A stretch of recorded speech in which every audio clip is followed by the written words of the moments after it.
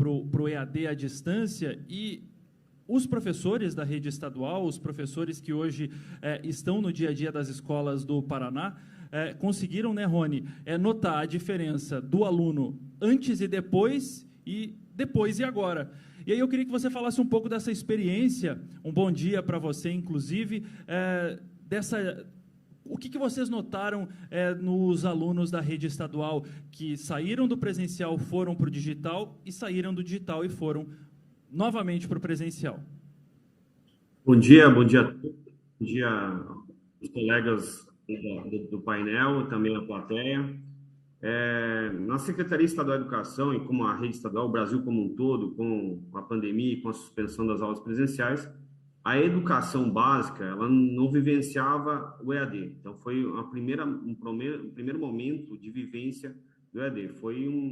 Fomos levados à força. O que acontece? A gente tinha uma sensação que os estudantes eram extremamente tecnológicos, mas o que foi constatado é que eles são consumidores de notícias, redes sociais principalmente. E os nossos professores, enfim, estavam muito no analógico. Então, mesmo em sala de aula, muito pouco uso de tecnologia. Com a pandemia, a gente foi levado para o uso das plataformas. A gente conseguiu estruturar aqui no Paraná várias plataformas educacionais para manter o atendimento aos estudantes.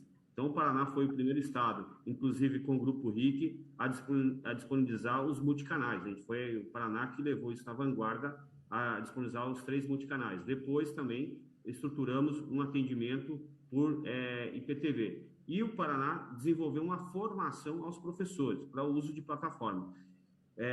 Na educação básica, a minha opinião pessoal, é um desafio gigante em relação ao atendimento aos estudantes. É fundamental a presença do professor e, principalmente, a relação social. E o outro ponto que eu queria deixar aqui, já uma provocação aos colegas aqui do ensino superior, Eduardo, é em relação a como que se dá a formação, porque nós temos muitos professores que são formados em EAD nos cursos superiores.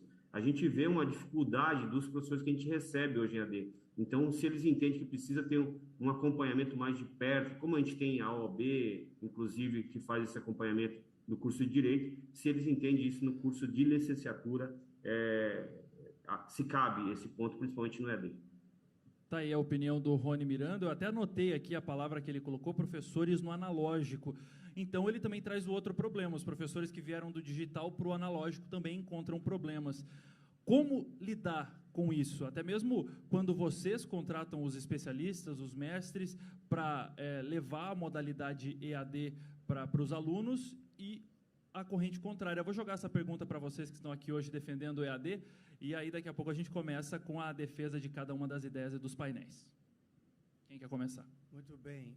Nós temos uma experiência, eu acho que um pouco mais recente do que a Cruzeiro do Sul e a PUC. Os professores do presencial têm muita dificuldade de migrar para a tecnologia. Ou eles têm resistência, ou eles não têm aquilo que podemos chamar de mindset para a tecnologia. A tecnologia, ela é maravilhosa, mas dependendo da faixa etária, até hoje, as pessoas têm enormes dificuldades, não é? Pode ser dificuldades de carro. Se você tem uma marca, digamos, uma BMW, se você for para uma outra marca, a Toyota, ali nos primeiros dias você não acerta bem o painel, os comandos, etc. e tal.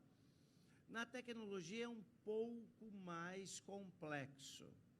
Então, percebemos que a migração do presencial para a tecnologia precisa haver um treinamento, uma motivação para que os professores se engajam.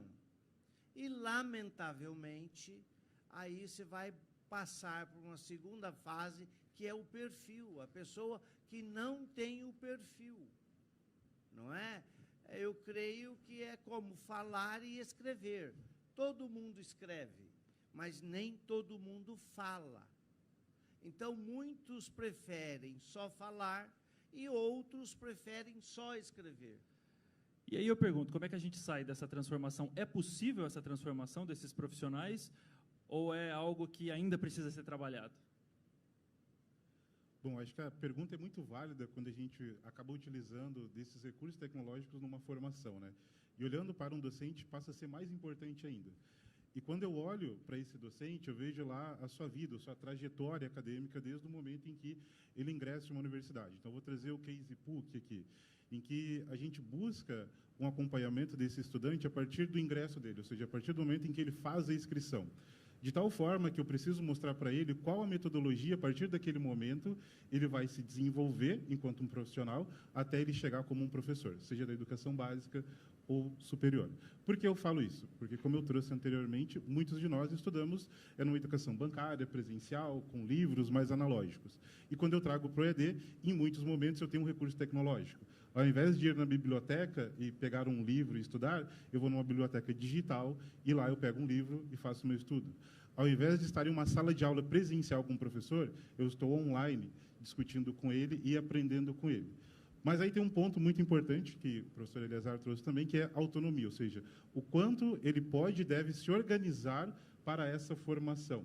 E é esse um trabalho que a gente faz de forma muito preditiva e constante dentro da PUC, para que a gente consiga formar esse profissional com competências e habilidades, para que, de fato, ele chegue no mercado de trabalho e não só seja inserido, mas entregue aquela formação que a gente propôs. Ô, Tiago, eu queria te perguntar em relação a essa vontade, essa proatividade dos profissionais que hoje estão como docentes, no transformar mesmo, transformar o perfil deles de analógico para o digital. Vocês notam isso no dia a dia ou é preciso aquele empurrãozinho? Não, a gente nota, né? Nós não somos os nativos digitais que se falava há pouco tempo, né? Então, a gente, no núcleo de educação à distância, que já tem mais de 20 anos da Cruzeiro, a gente já tem todos os profissionais capacitados, a gente já teve bastante treinamento. Mas, com a pandemia, nós tivemos que migrar o presencial para o EAD.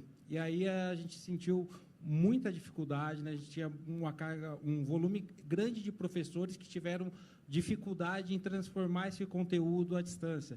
Então, tem um trabalho grande das instituições de ensino em capacitar esse público, né? Quebrar a resistência. Mas a resistência, dessa vez, não foi quebrada pelas instituições, né? Havia resistência pelo EAD, no entanto, houve a necessidade devido à pandemia. Então, a resistência foi quebrada pela necessidade e aí entrou o papel da instituição em capacitar esse pessoal, esses professores, para que pudessem chegar até os alunos por meio de tecnologias.